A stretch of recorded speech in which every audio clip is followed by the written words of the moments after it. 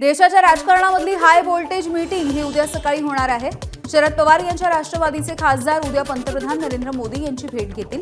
याविषयीची माहिती पक्षाच्या कार्याध्यक्ष आणि खासदार सुप्रिया सुळेंनी दिली आहे। तर या भेटीवरून सध्या राजकीय चर्चांना उधाण आलंय, कारण पुढच्या आठवड्यामध्ये संसदेत डिलिमिटेशन विधेयक येण्याची शक्यता आहे। या पार्श्वभूमीवरती ही भेट होतीये का अशी देखील चर्चा सुरू आहे। मात्र यावरती ठाकरेंच्या शिवसेनेचे नेते संजय राऊतांनी प्रतिक्रिया दिली। सुप्रिया सुळेंसोबत आपलं बोलणं झालेलं आहे। शरद पवार यांची राष्ट्रवादी इंडिया आघाडीच्या सोबत असल्याचं त्यांनी म्हटलं। तर शेतकऱ्यांच्या प्रश्नांच्या संदर्भात पंतप्रधान मोदींची भेट घेणार असल्याचं आमदार रोहित पवार यांनी सांगितलंय। माझं आत्ता सुप्रियाताई सुळेंशी बोलणं झालं आणि याच विषयावर बोलणं झालं। ही माहिती घेतो तो त्यांनी माहिती दिली स्वतः। कुठेही संभ्रम नको, महाविकास आघाडी किंवा इंडिया ब्लॉक त्या प्रधानमंत्र्यांना भेटणार। तुमच्या मनामध्ये ज्या काही शंका आहेत त्या शंका तुम्ही ताबडतोब पुसून टाका। हे मी वारंवार सांगतो, कोणीही कुठेही जात नाही आणि कोणीही महाविकास आघाडी सोडत नाही। आणि शरद पवारांची राष्ट्रवादी ही महाविकास आघाडीचा एक महत्त्वाचा घटक आहे आणि पवार साहेब आमचे मार्गदर्शक आहेत। 17 तारखेपर्यंत बऱ्याच काही गोष्टी आपल्याला बघावं लागणार आहेत। पुलाखालून बरंच काही पाणी जाणार आहे। डिलिमिटेशनच्या बाबतीत काय होतं हे बघण्यासाठी मी सुद्धा वाट बघत आहे। जेव्हा डिलिमिटेशनचा बिल पार्लमेंटमध्ये येईल तेव्हा कुठला पक्ष कोणाच्या बाजूने मतदान करेल आणि कुठला पक्ष मतदानाच्या दिवशी गायब होईल हे मात्र त्या ठिकाणी आपल्या सगळ्यांना बघायचं। शेतकरी च्या रिलेटेड काही कामं ही मोदी साहेबांकडे आहेत असं आम्हाला पक्षश्रेष्ठींकडनं त्या ठिकाणी कळलेलं आहे। शेवटी मतदान ज्या दिवशी होईल त्या दिवशी काय होतं हे आम्ही सुद्धा, जसं अखंड भारत आणि आपला महाराष्ट्र बघणार आहे तसं आम्ही सुद्धा त्या गोष्टीकडे लक्ष देऊन आहोत। शरद पवार यांचे खासदार पंतप्रधान मोदींची भेट घेणार आहेत, याकडे आमचं लक्ष आहे। ते जर विकासाच्या मुद्द्यावरती भेटणार असतील तर आमच्या शुभेच्छा आहेत, अशी प्रतिक्रिया काँग्रेसचे नेते विजय वडेट्टीवार यांनी दिली आहे। आमचं लक्ष आहे की विकासासाठी भेटत असतील तर आमच्या शुभेच्छा आहेत। आता डिलिमिटेशनवर त्यांची भूमिका काय आहे आज बोलणं उचित नाही, पण खूप दिवसापासून पवारसाहेब भेटले त्यावर चर्चा झाली, मग तटकरे भेटले त्यावर चर्चा झाली, पुन्हा सुप्रियाताई भेटले त्यावर चर्चा झाली, पुन्हा जाऊन प्रफुल्ल पटेल भेटले त्यावरही चर्चा झाली। तर हे वारंवार अमित शहा आणि नरेंद्र मोदींच्या दरबारात हे का जात आहेत, कशामुळे जात आहेत? पवारसाहेब ज्येष्ठ आहेत ठीक आहे, पण इतर जे जात आहेत त्यांच्याकडे जाऊन नतमस्तक होताना आम्हाला दिसतं आहे। याचा अर्थ काहीतरी आतून शिजलेला असावं। दरम्यान पंतप्रधान नरेंद्र मोदी यांच्या खासदारांसोबतच्या भेटीवरून विरोधकांनी टीका केली होती। यावरती आता विधान परिषदेचे उपसभापती सचिन अहिर, मंत्री आशिष शेलार आणि भाजपचे मुख्य प्रवक्ते नवनाथ बन यांनी देखील प्रत्युत्तर दिलं। खरं तर आता त्यांच्याच आघाडीतल्या लोकांना हे प्रश्न विचारणं गरजेचं आहे, कारण कालपर्यंत ज्यावेळी आम्ही भेटत होतो त्यावेळी आमच्यावरती टीका सत्र सोडण्याचं काम ते करत आहेत। आपल्याला सर्वांनाच माहिती आहे की देशाचे पंतप्रधान नरेंद्र मोदी हे एका व्यक्ती पक्षाचे नाही आहेत, ते देशाचे पंतप्रधान आहेत। आणि कुठच्याही पक्षाचा खासदार आपल्या विकास कामं असतील किंवा आपली पक्षाची भूमिका असेल किंवा आपल्या पक्षाच्या आमदार आणि खासदारांना जे अपेक्षित आहे या सर्व गोष्टी त्यांनी बोलून दाखवण्याचं काम किंवा करण्याचं काम करत आहेत। तर मला असं वाटत नाही की त्यांच्या भेटण्यामध्ये काही गैर आहेत, पण जसा हा प्रश्न आम्हाला लागू होण्यापेक्षा आघाडीतल्याच इतर घटकांना त्यांनी आता याच्याबद्दल काय प्रतिक्रिया ही द्यायला पाहिजे।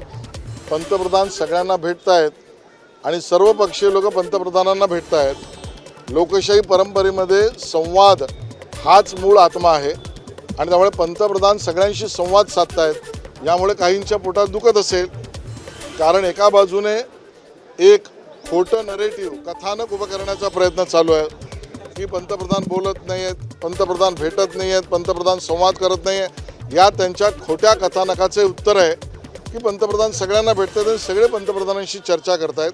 लोकशाहीमध्ये चर्चा आणि संवादाचं महत्त्व आहे आणि त्यामुळे कुठल्याही पक्षाचे, शरद पवार गटाचे असतील तर तेही संवाद करत असतील तर त्याचं मी स्वागत करेन। पंतप्रधान नरेंद्र मोदीजी आमदारांना भेटतात, खासदारांना भेटतात, त्यांच्याशी चर्चा करतात। तुमच्यासारखं मातोश्रीचे दरवाजे बंद करून घरी बसण्याचं काम पंतप्रधान नरेंद्र मोदीजी करत नाहीत। उद्धवजी ठाकरे 2.5 वर्ष मुख्यमंत्री असताना आपल्याच आमदारांना भेटत नव्हते, त्यामुळं 40 आमदार तुमच्या नाकाखालून निघून गेले. आधी त्याचं आत्मपरीक्षण करा आणि खरी शिवसेना कोणाची याच्यावर जनतेने शिक्कामोर्तब केलंय. एकनाथजी शिंदे यांचीच शिवसेना खरी आहे हे जनतेच्या कोर्टामध्ये सिद्ध झालंय. केंद्रीय गृहमंत्री अमित शहा यांनी सुनेत्रा पवार यांना भेट नाकारली, त्यामुळे राष्ट्रवादीला अर्थखातं मिळण्याची शक्यता कमी असल्याचं वक्तव्य शरद पवार यांच्या राष्ट्रवादीचे आमदार रोहित पवारांनी केलंय. तसंच काँग्रेसनं सुनेत्रा पवार यांना गुंगी गुडिया म्हणून जी टीका केली त्यावरती देखील रोहित पवारांनी भाष्य केलं. अमित शहा साहेब मुंबईत आले होते आणि त्यांनी भेट सुनेत्रा काकींना नाकारली, त्यामुळे एवढं महत्त्वाचं खातं मिळेल असं वाटत तरी नाही. खरं तर हक्क हा अजितदादांच्या पक्षाचा आहे. अजितदादा नसताना मात्र कुठं ना कुठंतरी हळूहळू त्या पक्षाची ताकद कमी करण्याचा भाजपने प्रयत्न केला. हे आम्ही अनेक वेळा त्या ठिकाणी बोलून दाखवलेलं आहे. त्यामुळे ते जर डिपार्टमेंट हातात आलं तर मग बऱ्याच महत्त्वाच्या नाड्या हातामध्ये येतात आणि ते भाजपला नको असावं, एकनाथ शिंदेंना पण नको असावं, म्हणून त्यांना मिळेल असं मला तरी वाटत नाही. त्याला भांडावं लागेल, त्याला ताकद दाखवावी लागेल. विरोधक आपल्यावर काही बोलू शकतील, आपल्याला प्रूव्ह करावं लागतं. तुमच्याकडे पद आहे, तुम्ही या राज्याचे उपमुख्यमंत्री आहात, त्या पदाचा योग्य वापर करून तुम्ही धाडसी निर्णय घेऊ शकता, हे कुठेतरी लोकांना तुम्हाला दाखवावं लागेल. पण तुम्ही ज्या प्रेस कॉन्फरन्समध्ये असता त्याच्यात तुमच्याच पक्षाचे इतर नेते असं काय वागतात की तेच कुठेतरी त्या पक्षाचे अध्यक्ष आहे, पत्रकारांचा आवाज दाबण्याचा प्रयत्न करतात. हे योग्य नाही. त्यामुळे त्या पदाचा योग्य वापर करून कुठेतरी स्पष्ट भूमिका घेऊन आक्रमक पद्धतीने भूमिका घेणं पण तितकंच अपेक्षित आहे.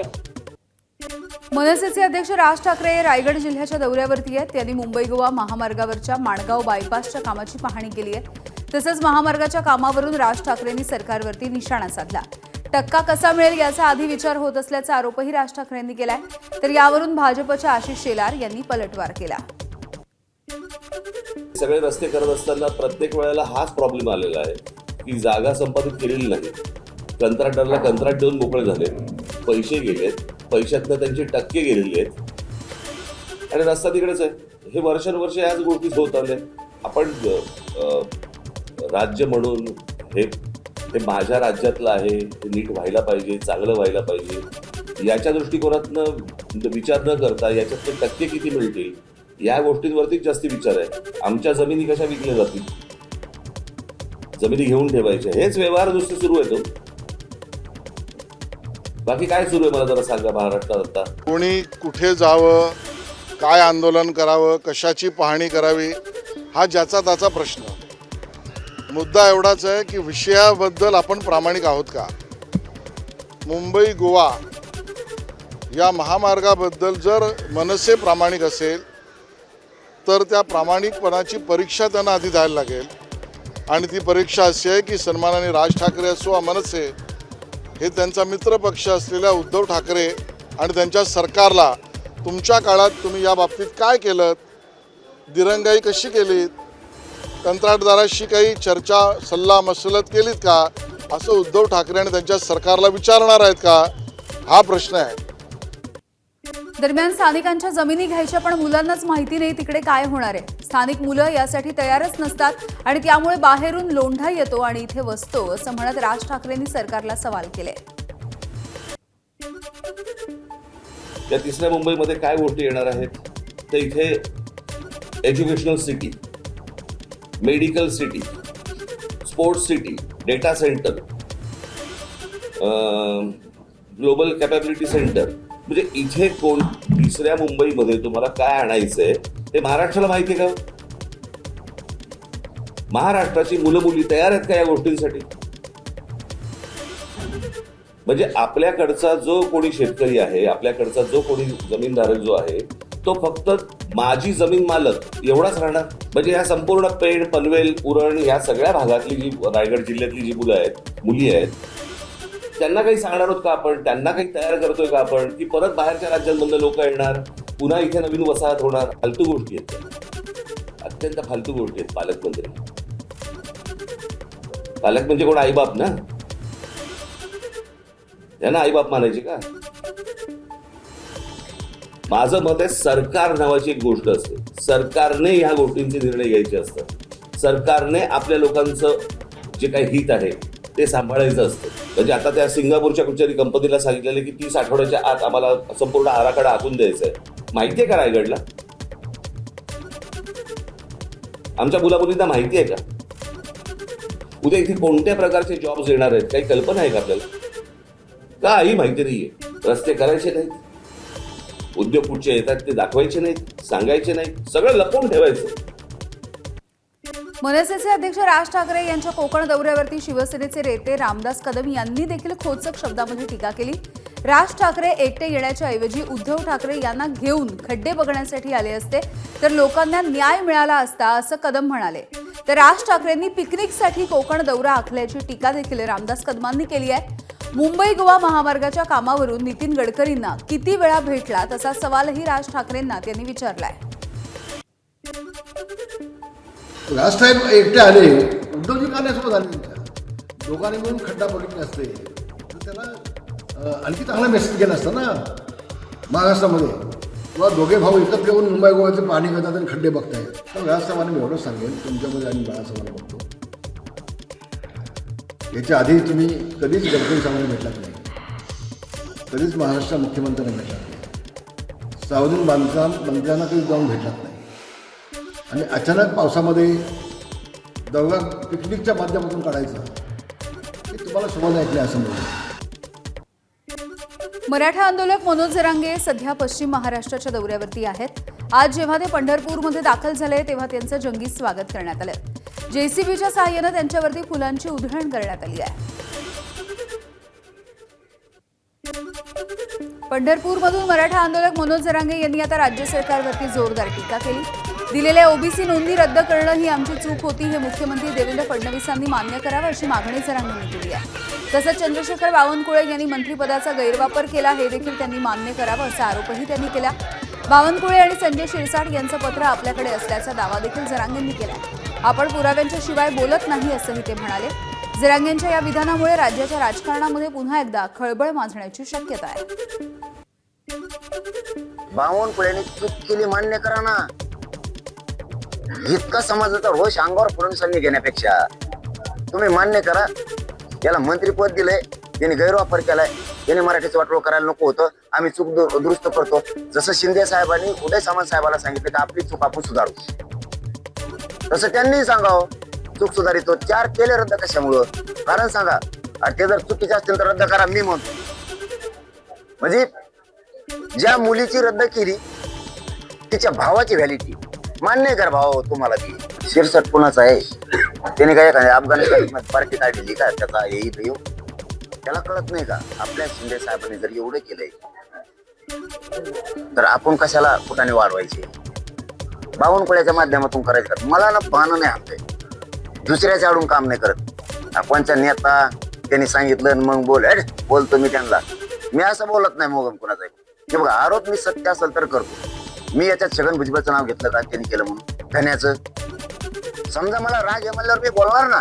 मी मोगम नाही बोल. ज्यांनी केलं त्याला सुट्टी नाही. आणि तुम्ही सूड घेतला ना, आमच्या मराठा समाजावर अन्याय केला ना, प्रमाणपत्र रद्द करू तुमचा आम्ही सूड घेणार. मराठा आरक्षणाच्या लढ्याला बळकटी देणारे मनोज जरांगे पाटील हे आजपासून 2 दिवस सांगलीच्या दौऱ्यावरती आहेत. आज संध्याकाळी 6 वाजता मनोज जरांगे यांची आटपाडीमधल्या भवानी मैदानावरती सभा आहे. मराठा आरक्षणाच्या मुद्द्यावरून सोलापूरमधील वैराग गावामधून मनोज जरांगे यांनी काल मुख्यमंत्री आणि उपमुख्यमंत्री यांच्यावरती जोरदार टीका केली आहे. मी समाजासाठी जीव देऊ शकतो, मात्र वेळ आली तर जीवही घेऊ शकतो. मला त्या वाटेवरती देऊ नका असा इशारा जरांगेंनी दिला आहे. मी माझ्या जातीच्या लेकरासाठी कुठल्याही टोकाला उतरू शकतो. मी जर जीव घ्यायला पोषण करू शकतो तर मी कोणाचा जीव घ्यायला सुद्धा माझा पुढे बघणार नाही. मला त्या रस्त्यावर उतरू नका. मला त्या रस्त्यावर उतरू नका. तुम्ही नोंदी रद्द करून आमच्या बोकांडे बसायचं काम करू नका. मंत्र्या होऊन बावनकुळ्या मी जर का बोकांडे बसलो तर उठा.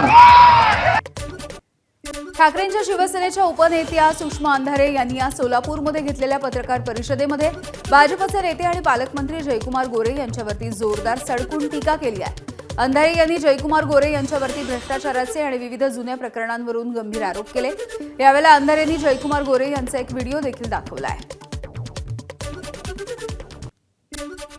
महिलेला स्वतःचे नग्न फोटो पाठवले म्हणून या प्रकरणामध्ये जयकुमार गोरे यांच्यावर पोलीस कंप्लेंट झाली। नंतर त्या पोलीस कंप्लेंटचं बरेच काही गोष्टी झाल्या। महाराष्ट्राला माहीत आहे की मग त्या महिलेला एका खंडणीच्या प्रकरणामध्येच गुंतवण्याचाही प्रयत्न झाला। आता ती महिला त्यातनं बाहेर आहे। काल पुन्हा त्या बिचारीला खूप प्रेशराईज केलं जात होतं। काल जेव्हा मी त्याच्यावर बोलले त्यावेळेला पुन्हा एकदा तिला खूप प्रेशराईज करणारे कॉल येत होते। हे सगळे जे 19 गुन्हे असताना भाजपने जुने सगळे निष्ठावंत बाजूला सारून एका परक्या जिल्ह्यातला माणूस इथे आणण्यामागे नेमकं काय कारण होतं हे सांगितलं पाहिजे। आणि तुम्ही नाही सांगितलं तर महात्मा फुले जन आरोग्य योजनेचं फक्त सोलापूर किंवा साताऱ्यात नाही तर उभ्या महाराष्ट्रात काय झालं याचा रिपोर्ट मी तुम्हाला देईन। मुंबईच्या मुलुंडमध्ये आमदार ज्योती गायकवाड आणि काँग्रेसच्या कार्यकर्त्यांनी मिठागरं वाचवण्यासाठी प्रतिकात्मक मीठ सत्याग्रह केलाय। धारावी पुनर्विकासाच्या नावाखाली 256 एकर मिठागराची जमीन देण्याला त्यांनी विरोध केलाय। ही जमीन मुंबईचे पूर प्रतिबंधक कवच आहे असं सांगत मिठागरं वाचवा, मुंबई वाचवा अशी हाक त्यांनी दिली। या आंदोलनामध्ये खासदार वर्षा गायकवाड या उपस्थित होत्या। मुख्यमंत्री देवेंद्र फडणवीस, विधानसभेचे अध्यक्ष राहुल नार्वेकर आणि शरद पवार यांचे राष्ट्रवादीचे नेते जयंत पाटील यांनी आज मुंबई ते कोल्हापूरच्या दरम्यान एकत्रित विमान प्रवास केलाय। आज मुख्यमंत्री देवेंद्र फडणवीस हे कोल्हापूर आणि सांगलीच्या दौऱ्यावरती आहेत, तर आमदार जयंत पाटील हे आपल्या ईश्वरपूर मतदारसंघात जाणार होते। हे तिन्ही नेते एकाच विमानामधून एकत्र प्रवास करताना दिसले, त्यामुळे सध्या चर्चांना उधाण आलंय। उपमुख्यमंत्री एकनाथ शिंदे यांच्या नेतृत्वामध्ये शिवसेनेकडून रक्तदान शिबिराचे आयोजन। शिवसेना क्रीडा सेनेचा हा उपक्रम आहे। शिवसेना पक्षाच्या वतीनं ऑपरेशन सिंदूरच्या स्मरणार्थ आर्मी महारक्तदान यात्रेचं आयोजन करण्यात आलंय। देशाच्या सैनिकांसाठी शिवसैनिकांच्या तर्फे रक्तदान शिबिर आयोजित करण्यात आलं। संध्याकाळी 6 वाजता सांस्कृतिक कार्यक्रमाचं देखील आयोजन आहे। उपमुख्यमंत्री एकनाथ शिंदे, उद्योगमंत्री उदय सामंत, शिवसेनेचे लोकसभेचे गटनेते श्रीकांत शिंदे, चंद्रहार पाटील, खासदार आणि नेते उपस्थित होते। याशिवाय संरक्षण मंत्री राजनाथ सिंग यांनी देखील या शिबिरासाठी उपस्थिती लावली। ओबीसींची मंडल यात्रा ही चंद्रपूरमध्ये पोहोचली आहे। भंडाऱ्यापासून सुरू झालेल्या मंडल यात्रेचा चंद्रपूरमध्ये समारोप होणार आहे। चंद्रपूरमध्ये पोहोचताच या मंडल यात्रेचं ओबीसींच्या विविध घटकांकडून जोरदार स्वागत झालंय। मंडल यात्रा कुठल्याही प्रकारचा राजकीय फायदा घेण्यासाठी नाही, तर ओबीसींना त्यांच्या न्याय हक्काची जाणीव करून देणं आणि आपल्या न्याय मागण्यांसाठी संघर्ष करण्यासाठी तयार आहे, यासाठी आयोजित करण्यात आलेली होती, अशी भूमिका विजय वडेट्टीवार यांनी स्पष्ट केली। यात्रा जी आहे ती चंद्रपुरात पोहोचलेली आहे। विदर्भातले 11 जिल्ह्यांमध्ये ही यात्रा पूर्ण होलेली आहे आणि जवळजवळ 36 सभा या यात्रेच्या माध्यमातून कव्हर करण्यात आलेल्या आहे। आणि आता या यात्रेचा चंद्रपूर शहरामध्ये समारोप होणार आहे। आपल्यासोबत ओबीसीचे ज्येष्ठ नेते विजय वडेट्टीवार। विजयभाऊ, 11 जिल्ह्यांमध्ये ही यात्रा फिरलेली आहे, 7 दिवसांचा प्रवास, काय फलित आहे असं वाटतं तुम्हाला यात्रेचं? नाही, आमचा या यात्रेचा उद्देश हा स्पष्ट आहे। इथे कुठेही कोणालाही पॉलिटिकल मायलेज घेण्यासाठी हा नाही, हा आदिशीच्या शुद्ध हक्कासाठी ही लढाई आहे। आपल्या ओबीसीच्या हक्काचं मिळालं पाहिजे, त्यांना त्यांच्या जातनीय जनगणना त्यांची झाली पाहिजे आणि राज्य सरकारने, केंद्र सरकारने ओबीसीला त्यांच्या लोकसंख्येनुसार वाटा द्यावा, यासाठी ही यात्रा काढली गेली। लोकांमध्ये प्रचंड उत्साह आणि जागृती निर्माण झाली। आम्हाला लोकांना हा, कारण 350 पावणे 400 जातीचा समूह आहे ओबीसी मध्ये, हा एका जातीचा नाही आहे। त्यामुळे या सगळ्या जातीपर्यंत, जाती समूहाला घेऊन त्यांना त्यांच्या अधिकाराची जाणीव करून देणं आणि अधिकाराच्या हक्कासाठी लढण्यासाठी त्यांना तयार करणं, हा खरा उद्देश होता। पॉलिटिकल मायलेज मिळवण्यासाठी नाही, तर ओबीसींना त्यांच्या न्याय हक्काची जाणीव करून देण्यासाठी आणि लढाईसाठी तयार करण्यासाठी ही यात्रा होती आणि ती सफल झाली आहे, असं विजय वडेट्टीवार यांचं म्हणणं आहे। सारंग पांडे, एबीपी माझा, चंद्रपूर। राज्यामध्ये गेल्या काही दिवसांपासून पावसाने विश्रांती घेतली आहे, मात्र आता हवामानामध्ये पुन्हा एकदा काहीसे बदल होतील असे संकेत आहेत। 13 ते 20 ऑगस्ट या काळामध्ये विदर्भ, मध्य महाराष्ट्र आणि कोकणामध्ये सरासरीपेक्षा जास्त पावसाची शक्यता हवामान विभागाने वर्तवली। तसंच 20 ते 27 ऑगस्टच्या दरम्यान राज्यामधल्या विविध भागांमध्ये पाऊस सुरू राहील असा देखील हवामान विभागाचा अंदाज आहे. अल निनोच्या पार्श्वभूमीवरती कमी पावसाची शक्यता असताना राज्यामध्ये यंदाच्या पावसाळ्यात आजपर्यंत 637.1 मिलीमीटर इतका पाऊस झालाय. या काळामध्ये सरासरी 622.7 मिलीमीटर इतका पाऊस होतो. सरासरीपेक्षा 2% जास्त पाऊस पडलाय. विदर्भ मराठवाड्यामध्ये सरासरीपेक्षा कमी पाऊस झालाय, तर हिंगोली जिल्ह्यामध्ये सरासरीच्या तुलनेमध्ये सर्वात कमी पावसाची नोंद झाली आहे. राज्यामध्ये पावसानं सरासरी गाठली असली तरी देखील सगळ्या जिल्ह्यामध्ये सरासरी गाठलेली नाही. लातूरमध्ये अद्यापही दमदार पाऊस झालेला नाहीये, त्यामुळे जिल्ह्यामधील प्रमुख नद्यांची पात्र अद्यापही कोरडी आहेत. सुरुवातीच्या पावसावरती काही ठिकाणी पेरणी झाली, मात्र यानंतर पावसानं दडी मारली. अनेक भागामधल्या पेरण्या रखडल्या, त्यामुळे शेतकरी चिंताग्रस्त आहे. पश्चिम महाराष्ट्रामध्ये अनेक नद्या दुथडी भरून वाहत असताना मराठवाड्यामधील लातूर इथल्या प्रमुख नद्या अजूनही पावसाच्या प्रतीक्षेत आहेत. पावसाळा सुरू होऊन तब्बल 2 महिने झालेले आहेत, मात्र लातूरमध्ये म्हणावा तसा पाऊस झालाच नाही. शेत शिवारातून पाणी खळखळलं नाही. नदी पात्र कोरडे ठाक पडलेले आहेत. सध्या आपण महापूर जवळच्या मांजरा नदीच्या पात्रात आहोत. स्थिती पाहू शकता ही अशी आहे. पावसाळा सुरू होऊन 2 महिने झालेले आहेत. पेरणीसाठी पाऊस झाला खरा, मात्र त्यानंतर जोरदार पाऊस नसल्याने अनेक भागातील पेरण्या रखडल्या आहेत. पावसाने हजेरी लावली, पण तीही नावालाच. त्यामुळे लातूर जिल्ह्यातील प्रमुख नद्यांमध्ये अद्यापही पाणी वाहताना दिसत नाही. 224 दशलक्ष घनमीटर क्षमतेच्या या धरणात सध्या 75 दशलक्ष घनमीटर इतकाच पाणीसाठा आहे. मांजरा नदीला एरणा, रेणा आणि तावरजा या प्रमुख उपनद्या तसेच अनेक नाले येऊन मिळतात. त्यामुळे नदीवर लातूर जिल्ह्यात 14 बॅरेजेस उभारण्यात आले आहेत. त्याची एकूण क्षमता 63 दशलक्ष घनमीटर आहे. मात्र सध्या या ठिकाणी 6 दशलक्ष घनमीटर इतकाच पाणीसाठा आहे. तावरजा प्रकल्पाची क्षमता 27 दशलक्ष घनमीटर असून सध्या 9.334 दशलक्ष घनमीटर इतकाच पाणीसाठा त्या नदीमध्ये शिल्लक आहे. एकूणच लातूर जिल्ह्याची परिस्थिती पाहता लातूर जिल्ह्यात वाहणाऱ्या या प्रमुख नद्या पाण्याची सोय करतात, पिण्याच्या पाण्याची, आणि त्याचबरोबर या नदीपात्रातून वाहणाऱ्या पाण्यावर जे सिंचन होतं त्याचंही क्षेत्र मोठं आहे. असं असताना भविष्यात पिण्याच्या पाण्याबरोबर सिंचनाच्या पाण्याचाही प्रश्न गंभीर होण्याची स्थिती निर्माण झालेली आहे आणि लातूरकर सध्या वाट पाहत आहेत की मोठ्या पावसाची. कॅमेरामन लकी गहरवारसह निशांत भद्रेश्वर, ABP माझा, महापूर, लातूर. गोंदिया जिल्ह्यामध्ये मुसळधार पावसामुळे नदी नाल्यांच्या पातळीमध्ये मोठी वाढ झाली आहे. परिणामी छोटे पूल हे पाण्याखाली गेले. जिल्ह्यामधील देवरी, आमगाव आणि गोरेगाव तालुक्यामधील 10 ते 12 मार्ग हे वाहतुकीसाठी बंद ठेवण्यात आले. धरणाच्या पाण्याच्या साठ्यामध्ये मोठी वाढ झाली आहे. धरणामधून पाण्याचा विसर्ग नदीपात्रामध्ये सुरू आहे, त्यामुळे नदी काठावरच्या गावांना सतर्कतेचा इशारा देण्यात आला. गोंदिया जिल्ह्यामध्ये काल रात्री मुसळधार पावसाने हजेरी लावली आहे. त्यामुळे गोंदिया जिल्ह्यातील जे नदी नाले आहेत ते दुथडी भरून वाहू लागले आहेत. पूरसदृश्य परिस्थिती देखील अनेक भागांमध्ये निर्माण झालेली आहे.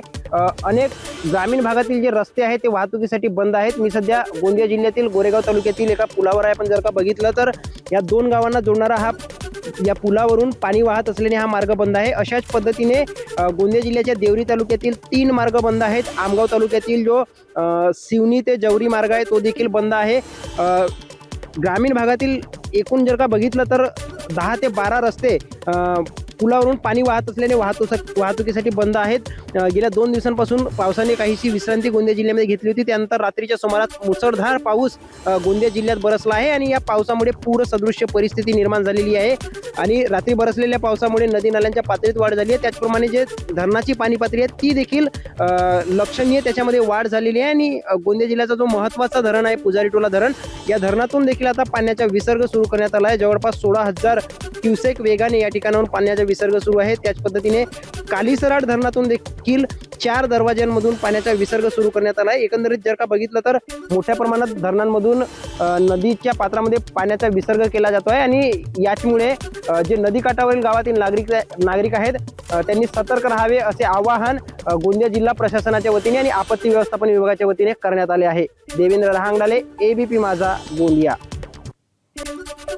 गोंदिया जिल्ह्यामध्ये रात्रीच्या वेळेला मुसळधार असा पाऊस झाला. मुसळधार पावसामुळे पुजारीटोला धरणाच्या पाण्याच्या पातळीमध्ये देखील वाढ झाली. धरणामधील पाणीसाठा नियंत्रित करण्यासाठी धरणाचे 6 दरवाजे उघडण्यात आले. या धरणामधून सध्या नदीपात्रामध्ये 16,476 क्युसेक वेगानं पाण्याचा विसर्ग सुरू करण्यात आलाय. प्रशासनाने नदीकाठावरच्या गावांना अलर्ट जारी केलाय. पुजारी टोला धरणाचा पाणीसाठा सध्या 82% इतका झालाय. गोसेखुर्द धरणाच्या पाणलोट क्षेत्रामध्ये गेल्या काही तासांमध्ये मुसळधार पाऊस झाला. या पावसामुळे वैनगंगा नदीवरील गोसेखुर्द धरण साठ्यामध्ये वाढ झालेली आहे. पाण्याचा साठा नियंत्रणामध्ये आणण्यासाठी धरणाचे 7 दरवाजे हे अर्ध्या मीटरनं उघडण्यात आले. धरणामधून 36,336 क्युसेकनं पाण्याचा विसर्ग सुरू आहे. काही दिवसांच्या विश्रांतीनंतर भंडाऱ्यामध्ये पावसानं पुन्हा एकदा हजेरी लावली. जिल्ह्यामध्ये आज सकाळपासून पावसाची रिमझिम सुरू आहे. दुपारच्या नंतर पावसाचा जोर वाढलाय. भंडारा शहरासह मोहाडी, तुमसर, लाखणी, पवनी, लाखांदूर आणि साकोली या तालुक्यांमध्ये पावसाचा जोरदार कमबॅक झालाय. या पावसामुळे खरीपाच्या हंगामामधील भात शेतीला मोठी नवसंजीवनी मिळाली आहे. सिंचन व्यवस्था नसलेल्या शेतकऱ्यांनी समाधान व्यक्त केलं. नाशिकच्या दिंडोरी परिसरामध्ये भूकंपाचे धक्के जाणवले. यावेळेला सुरुवातीला ढगांच्या कडकडाटासारखा आवाज झाला आणि त्याच वेळेला जमिनीच्या खालूनही काहीतरी गेल्याचं जाणवलं. अवघ्या 15 सेकंदाच्या या भूकंपाच्या धक्क्यानं आणि त्यावेळेला घडलेल्या अघटित घटनेमुळे नागरिक मात्र चांगलेच धास्तावले. दिंडोरी, कळवण, देवळा आणि सुरगाणा या परिसरामध्ये भूकंपाचे धक्के जाणवलेत. यावेळेला घराच्या भिंतींना देखील तडे गेले. दरम्यान भनवड हे दिंडोरी तालुक्यामधलं गाव भूकंपाचं प्रमुख केंद्र आहे. रात्री 10 वाजण्याच्या सुमारास हा थरार नागरिकांनी अनुभवला. हा धक्क्यामुळे काही ठिकाणी काय भिंतींना तडे गेलेत. 1-2 भिंतींना तडे गेले. त्याची पाहणी केली. मागून आम्हाला समजलं जे तलाठी ते आले होते त्यांना काही आम्ही सांगितलं काही झालं नाही. परंतु काही नागरिकांनी असं सांगितलं नंतर लक्षात आल्यानंतर तडे गेलेत ते आम्ही पाहणी केली त्याची. 15-1 सेकंदाच्या आसपास भूकंपाचे धक्के आम्हाला जाणवले आणि एकदम असा ढगांचा गडगडाट कसा होतो अशा पद्धतीचा होतो आवाज आला आणि जमिनी खालून काहीतरी असं धडधडत गेल्यासारखं वाटलं आणि त्यामुळे आमची एकदम आम्हाला भीती वाटली त्या गोष्टीची. आम्ही भीती वाटून आम्ही डायरेक्ट घराच्या बाहेर पडलो. नाशिक मखमलाबाद परिसरामधल्या रस्त्यांची दुरावस्था झाली आहे. या रस्त्यांवरून वाहन चालक जीव मुठीत धरून प्रवास करतायत. याबरोबर या खड्ड्यांमुळे वाहनांचं देखील मोठं नुकसान होत आहे. रस्त्याच्या या दुरावस्थेकडे प्रशासनाचं लक्ष वेधून घेण्यासाठी एका स्थानिक नागरिकानं थेट रेड्यावरती बसून आंदोलन केलंय. जैन धर्मियांची काशी म्हणून ओळख असलेल्या वाशीमधल्या शिरपूर जैन गावच्या मुख्य रस्त्यावरती मोठमोठे खड्डे पडले आणि चिखल आहे. त्यामुळे प्रवाशांना जीव धोक्यात घालून प्रवास करावा लागतो. विशेष म्हणजे रस्त्यावरच्या चिखलामुळे दुचाकी पडण्याच्या घटनांमध्ये वाढ झाली तर पादचाऱ्यांना अक्षरशः चिखलामधून वाट काढावी लागते. ग्रामपंचायतीच्या कारभाराच्या विरोधात नागरिक त्रस्त झाले. जिल्हा प्रशासनानं याची दखल घेऊन तातडीनं हे रस्ते दुरुस्त करण्याची नागरिकांची मागणी आहे. परभणी शहरामधल्या अनेक रस्त्यांच्या सोबतच शहरामधून जाणाऱ्या महामार्गांची खड्ड्यांमुळे चाळण झाली. परभणी वसमत महामार्गावरती चिंतामणी महाराज मंदिर आणि असोला परिसरामध्ये खड्डे झाले. नागरिकांना वाहनं चालवणं कठीण झालंय. दुसरीकडे परभणी जिंतूर महामार्गावरच्या कॅनल परिसरामध्ये देखील अशीच परिस्थिती आहे. एवढी दुरावस्था झालेली असताना सार्वजनिक बांधकाम विभाग याकडे लक्ष द्यायला तयार नाही. एकीकडे शहरामधले रस्ते आणि दुसरीकडे महामार्ग दोन्हीकडे अवस्था सारखीच असल्यामुळे परभणीकरांचे प्रचंड हाल होत आहेत. परभणी जनतेला जसं काय सवय झाली धुळीमध्ये आणि असे खड्डे.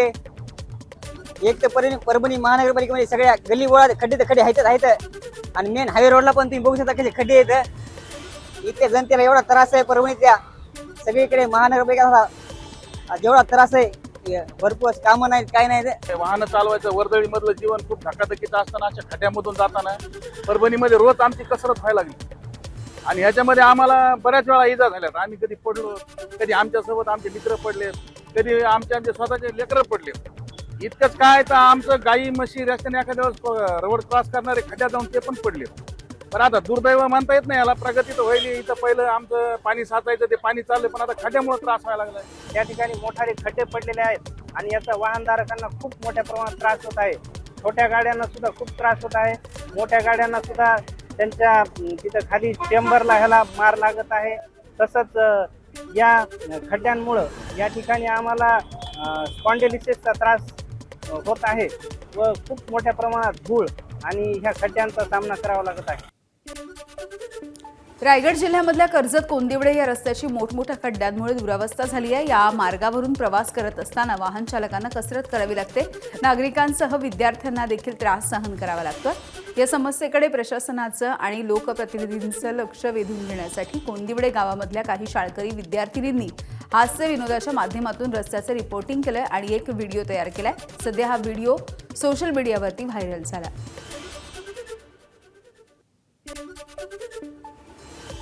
कोल्हापूरमधील संगीत सूर्य केशवराव भोसले नाट्यगृहाच्या पुनर्बांधणीचं काम पूर्ण झालेलं आहे. राज्याचे मुख्यमंत्री देवेंद्र फडणवीस यांच्या हस्ते नाट्यगृहाचं लोकार्पण पार पडलं. 2 वर्षांपूर्वी संगीत सूर्य केशवराव भोसले नाट्यगृहाला आग लागली होती. या आगीमध्ये संपूर्ण नाट्यगृह जळून खाक झालं होतं. कोल्हापूरकर रंगकर्मी यांच्या पाठपुराव्यामुळे या नाट्यगृहाची पुनर्बांधणी करण्यात आली. आज या नाट्यगृहाचा लोकार्पणाचा सोहळा पार पडला. खरं म्हणजे या नाट्यगृहाने अनेक महान कलावंतांना या ठिकाणी बघितलं आणि संगीत असेल, शास्त्रीय संगीत असेल, लोकनाट्य असेल, लावणी, पोवाडा, तमाशा, दशावतार अशा वेगवेगळ्या गोष्टी जो आपल्या संस्कृतीचा एक अत्यंत महत्त्वाचा हिस्सा आहे, त्या सगळ्या गोष्टी या नाट्यगृहाच्या माध्यमातून आपण त्या ठिकाणी पाहिल्या. गेल्या अनेक वर्षांपासून कोल्हापूर शहराच्या हद्दवाढीचा वाद सुरू आहे. शहराची हद्दवाढ करण्याला काही गावांचा पाठिंबा आहे तर काहींनी विरोध दर्शवल्यामुळे हद्दवाढीचा निर्णय होऊ शकलेला नाही. मात्र आज कोल्हापूर दौऱ्याच्या दरम्यान मुख्यमंत्र्यांनी कोल्हापूरची हद्दवाढ झाली पाहिजे असं वक्तव्य केलं आणि हा प्रश्न आता मार्गी लागणार का हे बघणं महत्त्वाचं आहे. पण यात एक गोष्ट नक्की आहे, मी पण जाता जाता एक बॉल टाकून देतो की हद्दवाढ करणं फार गरजेचं आहे. शहराचा विकास करायचा असेल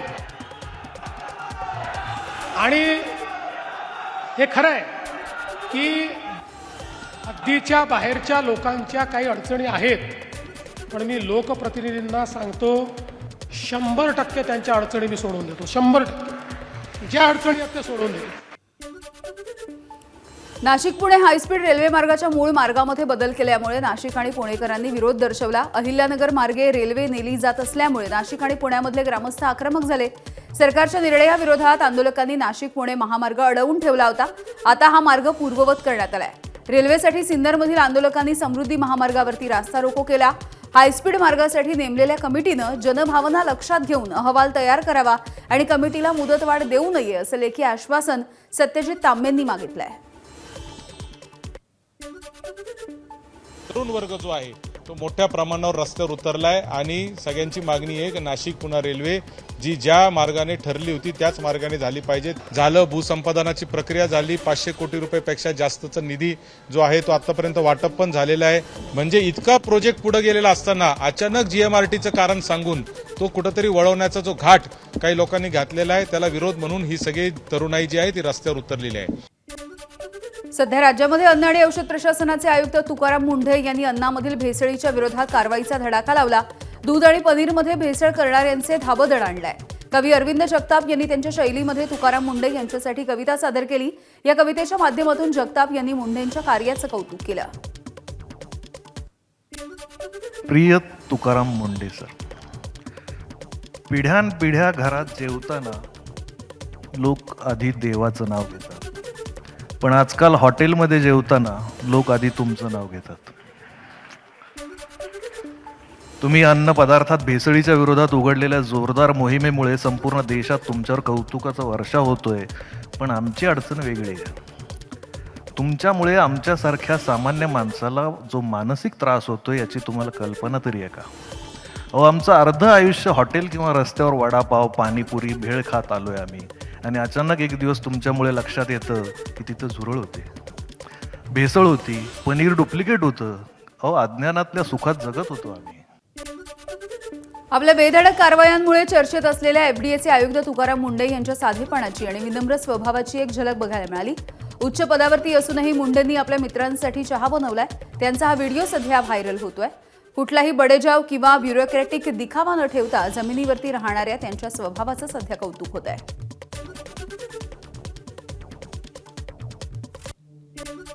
अस्वच्छ मिठाई, पनीर याच्यानंतर आता FDAनं आपला मोर्चा चायनीजकडे वळवण्याचा विचार केलाय. अन्न आणि औषध प्रशासनाच्या विभागाचे आयुक्त तुकाराम मुंढे यांनी या संदर्भातले संकेत दिले. गेल्या 2 महिन्यामध्ये ज्या कारवाया झाल्या त्यानंतर चायनीजकडे लक्ष द्या अशी मागणी केली जाते. त्यामुळे चायनीज फूडकडे थोडं लक्ष द्यायचे असं तुकाराम मुंढेंनी एका मुलाखतीच्या दरम्यान स्पष्ट केलंय. तर याच कार्यक्रमामध्ये त्यांनी आणखी एक गमतीशीर असा किस्सा सांगितला. दारूची चव बरोबर नाही म्हणून लोक मला रात्री 12-1 वाजता फोन करतात असंही तुकाराम मुंढे म्हणाले.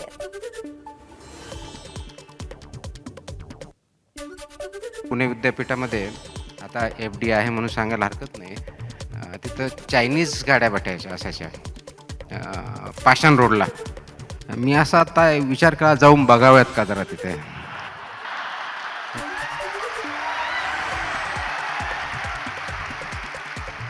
आणि कदाचित आश्चर्य वाटेल, माझं पहिलं चायनीज फूड मी तिथं खाल्लेलं आहे. म्हणजे चायनीज काय होतं तोपर्यंत काय माहीत नव्हतं. या चायनाच्या बाबतीत मी इंडिया चायना वॉर, इंटरनॅशनल रिलेशन्सची अभ्यास केला होता. चायनीज फूड त्याच्यामध्ये कधी अभ्यास नव्हता केलेला. पण आत्ता खूप डिमांड आहे चायनीज. म्हणजे गेल्या काही 2 महिन्यात ज्या काही कारवाया झाल्या त्याच्यानंतर चायनाकडे थोडं लक्ष द्या म्हणत आहेत. तर ते थोडं चायनीज फूडकडे आता पुढं लक्ष द्यायचं आहे. तुकाराम मुंढेंनी पुण्यामधल्या न्यू तंदूर पॉइंट या ठिकाणी पहिल्यांदा चायनीज खाल्ल्याचा दावा चायनीज सेंटरच्या मालकानं केलाय. सतीश शिंदे असे या हॉटेल मालकाचं नाव आहे. त्यांनी हा दावा केला.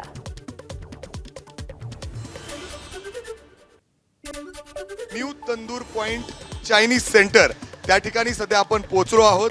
अनेक आठवणी या ठिकाणच्या काल मुलाखतीच्या दरम्यान तुकाराम मुंढे यांनी सांगितल्या होत्या आणि त्यानंतर काही चायनीज सेंटर्स ज्या ठिकाणी खाद्यपदार्थांची विक्री होते ते हायजीन नसतं, वेगवेगळे नाराजगी देखील त्यांनी त्या ठिकाणी व्यक्त केली.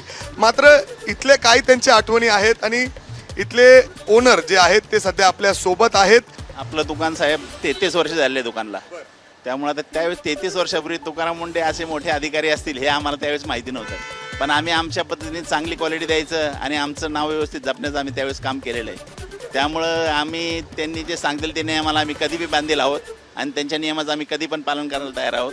ते काय सांगतील ते आम्ही त्यात सुधारणा करायला तयार आहोत. काही अडचण नाही. ज्या ठिकाणी तुकाराम मुंढेंनी पहिल्यांदा चायनीज खाल्लं होतं तिथलं जर आपण यांचं किचन बघितलं तर बऱ्यापैकी हायजीन या ठिकाणी दिसतंय.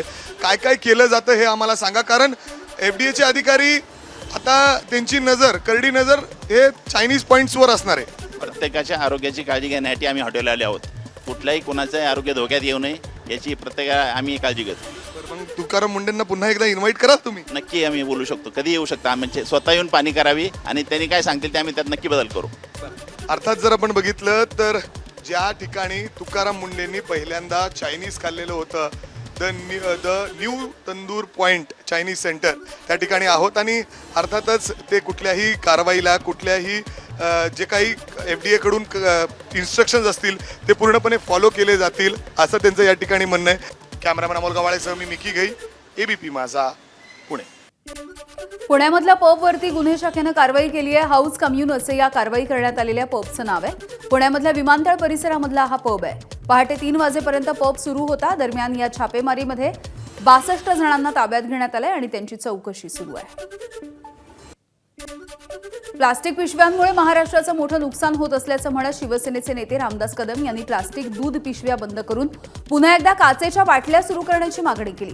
तसंच तुकाराम मुंढे यांच्यासारखे 20-25 अधिकारी महाराष्ट्राला मिळाले तर संपूर्ण महाराष्ट्र साफ होईल असं म्हणत त्यांनी मुंढेंच्या कामाचं कौतुक केलं आहे. या प्लास्टिकच्या पिशव्यामुळं महाराष्ट्राचा सत्यानाश होतोय. कोट्यावधी पिशव्या आहेत त्या प्लास्टिकच्या. त्याच्यावरती मी निबंध जवळजवळ आणला होता. मला काय माझ्याकडे मुदत मागणी होती, मी दिली होती मुदत आणि त्यावेळेस माझं मंत्रिपद गेलं.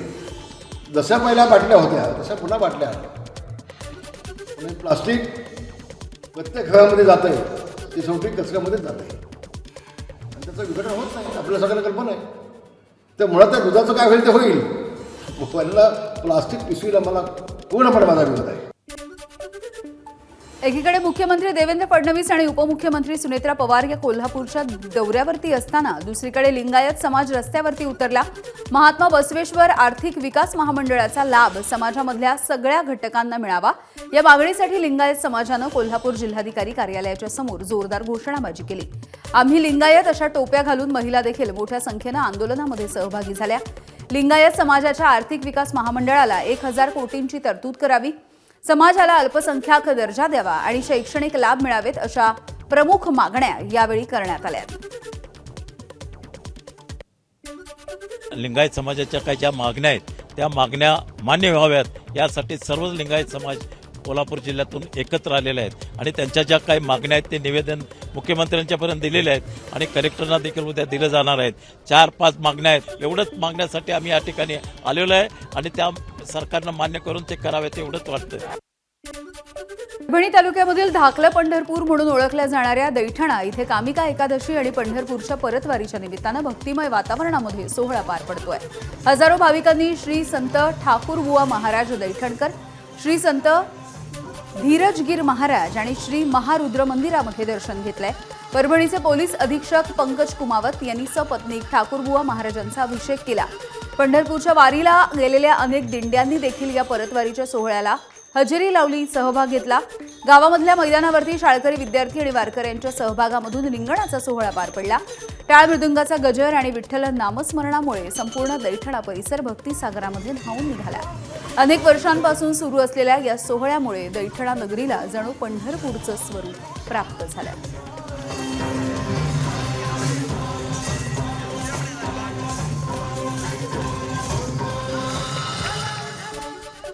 श्रावण महिना सुरू होण्याच्या 4 दिवस आधी बीडच्या परळीमधील ज्योतिर्लिंग वैजनाथ मंदिरामध्ये भाविकांनी गर्दी केली. आज कामिका एकादशी असल्यामुळे सकाळपासून मंदिरामध्ये भाविकांच्या लांबच लांब रांगा लागल्या होत्या.